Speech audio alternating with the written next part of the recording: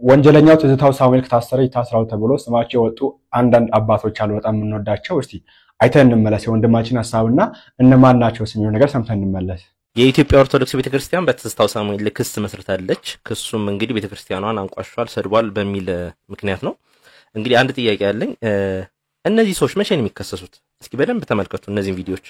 አስተሮቹ ያልገባችሁ በነገራችሁ ላይ ማለት ነው ድንቁረው እኮ አንድ ተራ ሰው ያልተማረ ምንም የማያውቅ ሰው ስለመቤታችን ቢለፈልፍ አይደንቀንም። ታጋንንት ከመናፍቃን የተሰወረች ናት እሷ።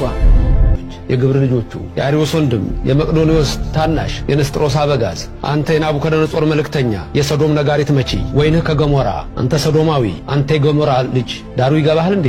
ሰይጣን ራሱን ተሻለ ብትሉት መድኃኒት ውጫ ተሽሎኛል ኢየሱስን ውጣ ሆኖ እንዲሁ እኮ ይድረስ እኮ እንዲሁ ድንቁርና እንዲህ አድርጎ ቤት ይሰራል። ጥበብ ቤቷን እንደሰራች ድንቁርና ቤቷን የሰራችባቸው ሰዎች እኮ ናቸው እነዚህ። የዚህ ዘመን መናፍቃን እግዚአብሔር ሲረዳ ማጅሞች መሆናቸው የመናፍቅ ጸሎት የእንስሳ ነው። በቃ ዝም ብሎ ፕሮቴስታንት እምነት መሰረት የለውም። ተስፋው ምድራዊ ነው። ወዳቸው ክብራቸው አምላካቸው ነው። ለመናፍቃን እርጋታ የላቸውም። ችኩልነት፣ ሁከት፣ ጭምጨባ፣ ብልጫ ይወዳሉ። እንገራችሁ አው ታቦት መክተፊያ ነው። ዝንብ ማር አይጠበቅም እንደሚባለው ምን ጊዜም ከመናፍቃን ምንድነው የምንጠብቀው? ምንም አንጠብቅም። ፕሮቴስታንት ሞቷል። የሞተ እምነት ነው። አሁን የነሱ ልጆች ናቸው ፖለቲከኛው ነው የመጡት። የኢትዮጵያ መከፋፈል መሰረት ምቆስ ነው ባይዘው። ይሄ የፕሮቴስታንቲዝም እንቅስቃሴ እንደዚህ ቀላል አይደለም። አፍንጫ የራሱ መዓዛ የለውም። አፍንጫ የሚያሸት ሜዳ ያለ ቆሻሻ ነው የሚያሸት። ምክንያቱም አፍንጫ ራሱ መዓዛ ስለሌለው ነው። አፍንጫ ናቸው እነሱ። የራሳቸው መዓዛ የላቸውም። የቅዱሳን መዓዛ የላቸውም። ቁርጥ አባታቸው ሰይጣንን ይመስላሉ ማለት ነው። ጋጥ ወረጋ እንዴው ድፍረት ነው። ጉልበት እኮ ሞልቶና የዚህ ዱርዬ የቆ ሀገር የለሽ እኮ መጤ ኩተት አራሙጫ ይዞ መጥቶ እዚህ የሚያፈስ እንደምታውቁት ይሆናል። ውሸታም እልም ውሸታም አጭበርባሪ ውሸታም የውሸታሞች ይቅምን በቃ የውሸታሞች አንደኛ የብልጽግና ሰባኪ ነው። ቅሰታ ነው ያደረገው፣ ሰረቃ ነው ያደረገው። ሐዋሳ ላይ የተፈጠረውን ክፍተት ተጠቅሞ ሳንቲም ነው የሚሸቅለው። ወንጌል አልሰበከም። ፕሮቴስታንት ጎረምሶች ቢዝነስና ኢየሱስ ተተንታታባቸው ገንዘብና ገንዘብ ጦርነት የከፈለባቸው ኪሳቸውና ነፍሳቸው የተንታታባቸው ስልውሎች ሆዳሞች ባለጌ ስልቶች ተጠናው ያን ሰፈራቸው አይነት ዘላ ለወንድማችን መጀመሪያ ማስተላለፈው መልእክት እነዚህ ልጆች ሳይሆኑ ሊቃውንት ናቸው። እነዚህ ልጆች ስማቸው ያለው ሰምታችሁ ከሆነና ልጆች ሳይሆኑ ሊቃውንት መምህራን ናቸው። አንደኛ የምናከብራቸው መምህራኖቻችን አባቶቻችን ናቸው። ሁለተኛ ደግሞ እዚህ ጋር ምንድነው ጥፋታቸው ነው? የመጀመሪያው መናፍቃን የሚባል ነገር መናፍቅን አንተ መናፍቃን አሁንም ቢሆን የዲያብሎስ የጎ ልጆች ናቸው እና ምን ይሁን ታዲያ እንድታሰር ታዲያ ለዚህ መናፍቅን አንተ መናፍቅ ነኝ ብለህ ካመንክ ልከስ ይችላል። ኦፍ ኮርስ አይ እኔ መናፍቅ አይደለም መናፍቃቱ ጉን ባይዘው ታውቁታላችሁ። መጠራጠር ከፍሎ ማመን የሚሉት ጉን ዳይሬክት ጉን እዛ ነው የሚሆነው ብዙ ማብራሪያ ቢኖረው። ስለዚህ መናፍቃን ስር መሰረት የላቸውም። ኦኬ መቆሚያ የላቸውም። ኦኬ ድንቁርና ነው ያላቸው። ይሄን ብሎ መናገር ስድብ ከሆነ ወይ አንተን መሳደብ ከሆነ የመክሰሰና እንደዛ ከሆነ መናፍቅ ነኝ ብለህ የምታምን ከሆነ እሱ የምታደርገው። ሁለተኛ ደግሞ ፕሮቴስታንቶች ስር መሰረት የላቸውም የሚል ነገር ተነስቷል። አዎ የላችሁም እንዴ ማን ነው ስር መሰረታችሁ? ኦኬ እኛ የምናውቀው ስር መሰረታችን ክርስቶስ ኢየሱስ ክርስቶስ ነው። ያንተ ስር መሰረት ማን ነው? ሉተር ነው? ካልቪን ነው? ኦኬ ማን ናቸው? አለን ምትል ከሆነ ይሄው አሉን ግን የሌላቸውም ተብሏል ብለህ ጥቀስና ክሰስ።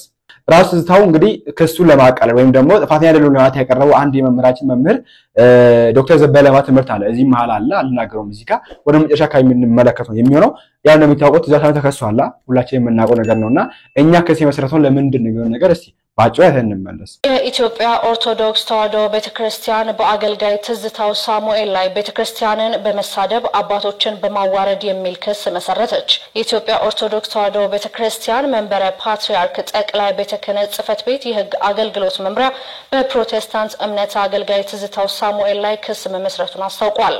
የቤተክርስቲያኗ ሕግ አገልግሎት መምሪያ ለኢትዮጵያ ፌዴራል ፖሊስ ባቀረበው ክስ የወንጀል ምርመራ ተደርጎ የምርመራ መዝገቡ መብቱ ለሚፈቅ በቅደው የአቃቤ ሕግ ዘርፍ እንዲተላለፍ ሲልም ጠይቋል። ተከሳሹ ነዋሪነቱን በውጭ ሀገር በማድረግ የቤተክርስቲያኒቱን የበላይ ውሳኔ ሰጪ አካላት ለማዋረድ የምእመናኑን ስሜት ለመንካት ብሎም በሀገሪቱ ውስጥ ሁከትና ብጥብጥ እንዲነሳ በማሰብ የራሱን የዩቲዩብ ቻናል በመጠቀም ከፍተኛ ቅስቀሳ ሲያደርግ ቆይቷል ሲል መምሪያው አስታውቋል። በማያያዝም የቤተክርስቲያን ብፁዕ አባቶችን በየገዳማት ውስጥ የሚገኙ መነኮሳትና አገልጋዮች ግብረ ሰዶማውያን ናቸው በማለት እንዲሁም ኢትዮጵያ ኦርቶዶክስ ተዋሕዶ ቤተክርስቲያንን የመተትና ጠንቋይ ቤት ናት በማለት ሲቀሰቅስ የቆየ መሆኑ ተገልጿል። በተጨማሪም የኢትዮጵያ ኦርቶዶክስ ተዋሕዶ ቤተክርስቲያን የምትገለገልባቸውን ሃይማኖታዊ የጸሎት፣ የታሪክ፣ የገድላት ድርሳናት መጽሐፍን ድውያን መጽሐፍ ናቸው መጥፋት አለባቸው በማለት በክሱ ላይ ተካቷል። ቤተክርስቲያኗ በቅድስና የምታከብራቸውና የምትዘግራቸው ቅዱስ አባቶችና እናቶች ጣዖታትና ጣዖት አምላኪያን ናቸው በማለት ግለሰቡ የፈጸመውን የወንጀል አድራጎት በመጥቀስ ክስ መስርቶበታል። መምሪያውና የሕግ ባለሙያዎች አብይ ኮሚቴ በአጠቃላይ 7 ነጥቦች ያካተተ የወንጀል ዝርዝሮችን በመግለጽም ጉዳዩን ለሚመለከተው አካል ቀርቦ ግለሰቡ በሕግ ተጠያቂ እንዲደረግ ባቀረበው አቤቱታም ገልጿል።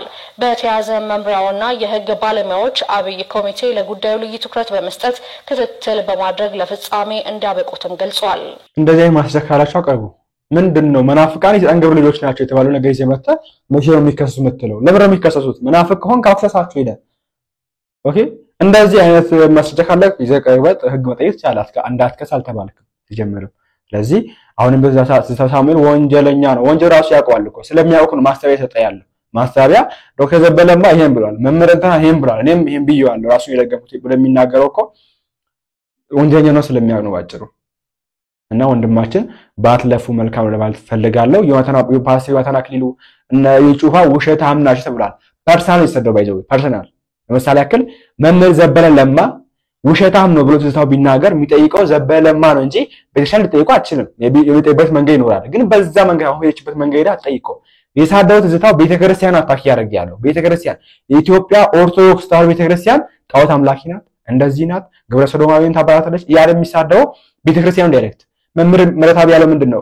ዮናታን አክሊሉ እልም ያለው ውሸታም አጭበርባሪ ነው። አዎ ነው እንዴ ራሱ እኮ የሚናገረው ይሄን ከራሱ እኮ እንረዳው ይሄን ከሚያረጋው እኮ ከፍሬያቸው ታውቃቸው የሚወጣ ስለዚህ ከፍራቸው ነው የምናውቀው ይሄን ወይ እዛ ውስጥ ሆነው ተበላን ተጨበረበረን እያሉ የሚወጡ ናቸው እኮ ማስረጃ መሰከረ የሚሆን እዩ ጩፋ እንደዚህ ሌባ ነው። አዎ ነው እንዴ ምን አጠፋነኛ? የዩ ተከታዮች እኮ ናቸው። ትናንት የዩ ጩፋ ቀኝ እጅ የሆነ ሰው ወጥቶ ነው ዛሬ እዩ ጩፋ ሌባ አጭበርባሪ ነው የሚናገረው። እነሱ ጠይቋቸው። ብታሰርም ለወንጌል ነው፣ ብታሰርም ለክርስቶስ ክብር ነው። ወንጌል ሰብከሽ ሞተሻል። የታባሽ መታቂው ወንጌል ነው ደግሞ ዩቲዩብ ነው የምትነገረው። ዩቲዩብ በርን ዘግተ መጮህ እንደቆለ ታቦታም ላይ ጣዖት ናቸው ምናምን ማለት እስቲ አንድ ሰው አስገብተ እንደው ዲቤት አድርገህ ታውቃለህ? የታባ መታቀውን ጥቅስ ነው ደግሞ ቁጭ ብለህ እዚህ አንተማ ምንም ወቀት የለም። እግዚአብሔር ምስክር የለም ምንም። ይሄ ሸቤ መግባት አለበት ከምሬ። እስቲ እዚህን እንሰሳ ቪዲዮ አንድ አይተን እንመለስ። ቪዲዮውን ጉልበት ስጡልኝ፣ ኮፒ ሊንክ ሪፖስት አድርጉልኝ። ኦርቶዶክሳውያን ምናችሁን ይዛችሁ ልቀርቡ ነው? አይ ለማወቅ ፈልጌ ነው። ክሳችሁ ምን አይነት የግብረ ሰዶማዊ ልምምድ የተደረገው ኦርቶዶክስ ውስጥ እንደሆነ በሌላም ሃይማኖቶች ውስጥ እንዳለ ራሳቸው ተናግረዋል። ራሳቸው መነኮሳቶች ወንዶችን እንደሚደፍሩ እኔም በቪዲዮ ዛሬ አሳይቻለሁ። ምንድነው የቀረ? ምን አይነት ተረት ይዛችሁ ትዝታው ፓስተር ትዝታውን ልታረጉ መጣችሁ? እቺን ነገር እንዳትረሷት። ዮኒ ማኛ እመጣለሁ፣ እግዚአብሔር ጌታ በፈቀደ ጊዜ ከተወሰኑ ወራቶች በኋላ ኢትዮጵያ እመጣለሁ። የዛኔ እኔም እንድትከሱኝ ስለምፈልግ ነው። ቁቅም ከፈስ ተቆጥራ ማለት ነው። እንግዲህ አንተም እንደሰው ተቆጥረህ ልትከሰስ ወዳጄ። እዛ አንተ ብቻ አገር ቤት ለመግባት ያቋህ ሌላ ምንም አይደለም። አባቶች ሳይሆኑ የሚጠብቁ ባለማህተብ ወጣት ነው የሚጠብቅ። አንተ ልክ እንደ እንስሳ እንደ አህያ መግራት አለብህ። በዱላ ልክ ወደ ሰው ማንነት መመለስ አለብህ። የሰው ማንነት የሰው መዓዛ እንዲኖርህ መደረግ አለበት አንተ መጀመሪያ። ከዛ በኋላ ነው ሰው የሚዳኝበት ቦታ ላይ የምትዳኘው፣ እንደ ሰው ተከሰ ፍርድ ቤት የምትቀርበው ማለት ነው። ስለዚህ የሚጠብቅህ ልባም ባለማህተብ ወጣት እንጂ አባቶች ካንተ ጋር ምን እንትን አላችሁ? ምክንያቱም ሰው አይደለህማ፣ ገና ነህ፣ ገና አልበሰልክም። እንስሳ ውስጥ በቃ እንስሳው አስተሳሰብ ነው ያለ። ምን አይነት እንደው የድድከክ በስመ አብ። ኧረ አንተ ሰውዬ ፍታ በእናት ፈስከለር ማንም የሚሰማ የለም። እንጨት ነው ታቦት መክተፊያ ነው። እንሸከመዋለን፣ እናምንበታለን፣ እንድንበታለን፣ እናመልከዋለን፣ እንሰግዳለን። በፍጹማችን ተረፍተን እንሰግዳለን ለመክተፊያው። በቃ መክተፊያ ነው ካልከው በቃ ተቀበለው ነው አልኩ። ምንም እኮ ሌላ እኮ የሚያስፈልግ ነገር እኮ የለም። በቃ ፓስተር ተብሏል፣ ጴንጤ ሆኗል። ለምን ኑሮ አይቀጥልም እንደሌሎቹ? የዩቲዩብ ሰብስክራይበሮቹን ለማሳደግ ነው እንዳይባል 5000 ነው ያለው። ሌላ ምንም ያደገለት ነገር የለም። ኦርቶዶክስ ተዋሕዶ ቤተክርስቲያን እምነት ተከታዮችን ወደዛ ዳይቨርት ለማድረግ ነው እንዳይባል እየበዛ እንዴት ነው ጭራሽ እንደ ምድር አሸዋ እንደ ሰማይ ከዋክብት እየበዛ እንዴት ነው? እንደ ጉም ነጭ ሆነን እንደ ጥጥ ባዘቱ በስተን ያለ ነው። እግዚአብሔር እየፈተነን ነው። መድኃኒዓለም ይመስገን ነው። ምንድን ነው የሚያገኝበት? እኔ ልንገራችሁ አንድና አንድ ነገር በጣም ስለሚናደድ ኦርቶዶክስ ተዋሕዶ ቤተክርስቲያን እንደዚህ ደምቃ አሸብርቃ ሲያይ በጣም ይበሽቃል፣ ይናደዳል። እችን ሀገር እንደማይረግጣት የታወቀ ነው። ኢትዮጵያን አፈር አይረግጥም። አፈሯን የረግጣት ቀንማ ስንት እኮ ወንድ የተወለደባት ኦርቶዶክስ ተዋሕዶ ቤተክርስቲያን ጡቷን አጥብታ ያሳደገችው ስንት ወንድ እኮ አለ። አንገቱን ደፍቶ ነው እንጂ ቀልተን ቸርች ነው በእንጨት ላይ አድርገን የምናቆመው እንደ ባንዲራ ማለት ነው። ደጉላው ነኝ። ትዝታው ሳሙኤል ክስ እንደቀረበበት በተለያዩ የማህበራዊ ሚዲያ እየሰማን እንገኛለን። ከዚህ ጋር በተያያዘ አንዳንድ ጉዳዮችን ከህግ አንጻር እንመለከታለን። ቪዲዮ ሼር፣ ኮፒ ሊንክ፣ ሪፖስት እንድታደርጉ በተለይም ደግሞ የፕሮቴስታንት እምነት ተከታዮች በማክበር ጠይቃለሁ። የፕሮቴስታንት እምነት ተከታዮችን በተለየ የጠየቁበት ምክንያት ግለሰቡ የሌላ እምነት ተከታይ ሆኖ በነበረበት ጊዜ የሌሎችን ሃይማኖት ተቋማትን ሲሳደብ ወይም ደግሞ ሲዘርፍ አይስተዋልም ነበር። የፕሮቴስታንት እምነት ተከታይ ከሆነ በኋላ ግን የሌሎችን ሃይማኖት መሳደብ፣ ማዋረድ በተለይም ደግሞ በኦርቶዶክስ ላይ በዘመቻ እንዲያሉ ወንጀሎችን ሲያደርግ ይስተዋላል። ታዲያ ይሄ ነገር ሃይማኖታችሁን የሚያሰድብ በመሆኑ አሳልፎ የመስጠት ነገር ከማንም በላይ የእናንተ ኃላፊነት ነው ብዬ አምናለሁ። ሃይማኖታችሁን ከማስከበርም ባሻገር የህግ የበላይነት እንዲረጋገጥ የበኩላችሁን እንድትወጡ ጠይቃለሁ።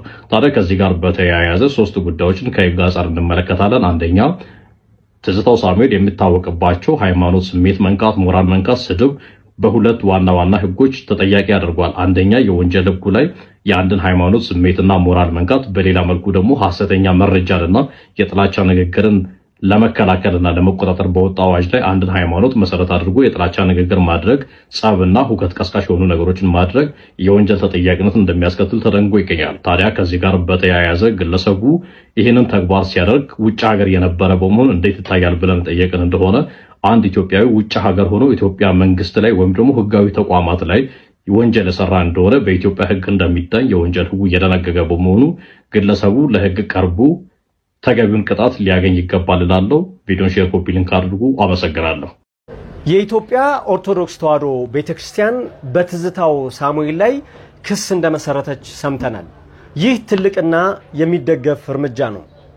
ይህ በሽተኛ የሆነ ሰው በየቀኑ ዩቲዩብ ከፍቶ የኢትዮጵያ ኦርቶዶክስ ተዋሕዶ ቤተክርስቲያን አማኞችንና አባቶችን ሲዘልፍ የኖረ የባለጌዎች አውራ ነው።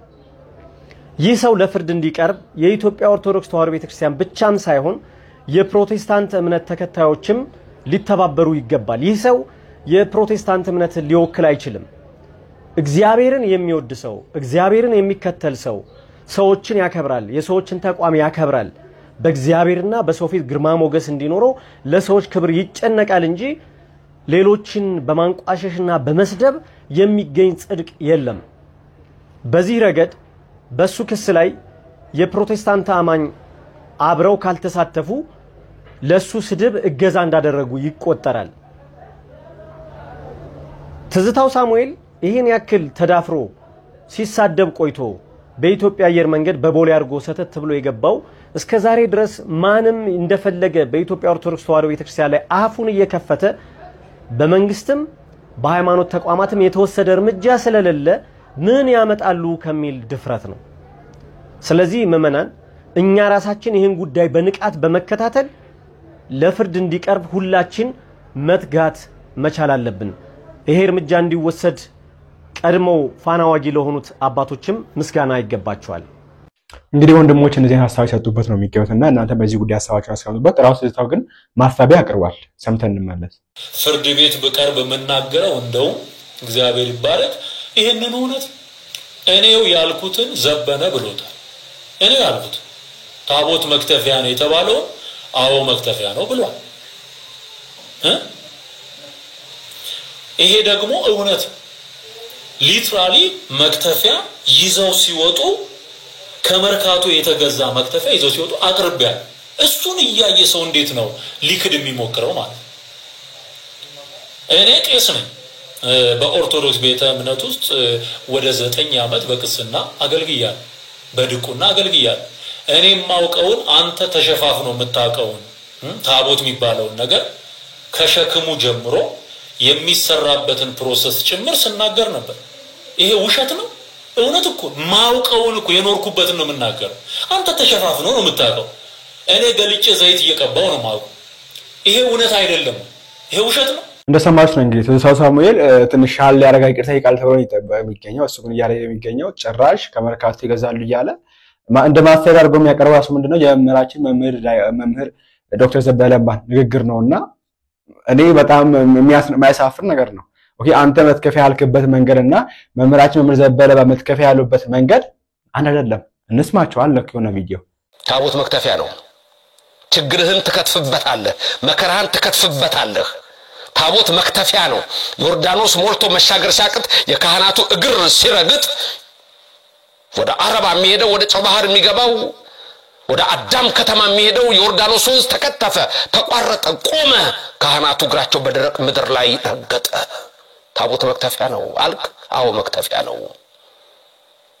በፍልስጤም ወደ ዳጎን ቤት የወሰዱት የእግዚአብሔር ታቦት ምን እንደሰራ ተመለከተ እጅና እግሩን ቀነጣጥሶ ጣለው በሁለተኛው ቀን ቢመጡ መጀመሪያ ወደቀው ሁለተኛ ቀን እጅግና እግሩ በሶስተኛ ቀን እንዳለ ሙሉ በሙሉ ተፈረካክሶ አንገቱ ብቻ ቀርቶ ዳጎን ተከታትፏል ማከተፈው የእግዚአብሔር ታቦት ከተፈው ታቦት መክተፊያ ነው አልከኝ አዎ አጋንንትን ያንተን የክደት እሳቤና የዲያብሎስን አሰራር ይከትፋል እንዴት አምናለህ አንተ ዝታው እንደማችን ኦኬ ዘበነ ብለዋል ብላችሁ ያቀራችሁ የምትገኙ ባይዘው ይሄን ቪዲዮ የወሰድኩት ከራሳቸው ከፕሮቴስታንቶች ፔጅ ነው አታፍሩም ይሄን ወስታረጋው ትዝታው መክተፊያ ላለው ንግግሩ የምራች የምር ዘበለማ ንግግር አውሮ ማስቀመጥ እንዲው ሼም አይደለም አያሳፍርም እንዲው ኦኬ አንተ ያልክ ያለበት መንገድና ሳሽሙበት መንገድ እኮ ምንም የማይገናኝ ነገር ነው ባይዘው ቢገናኝ ራሱ ይሄን ማለት ይሰጣው እኮ አንተ እኮ ነው አንተ መትከፊያው ላልኮ እኮ ነው ለአንተ መልስ ጥሩ የሚገውት እኮ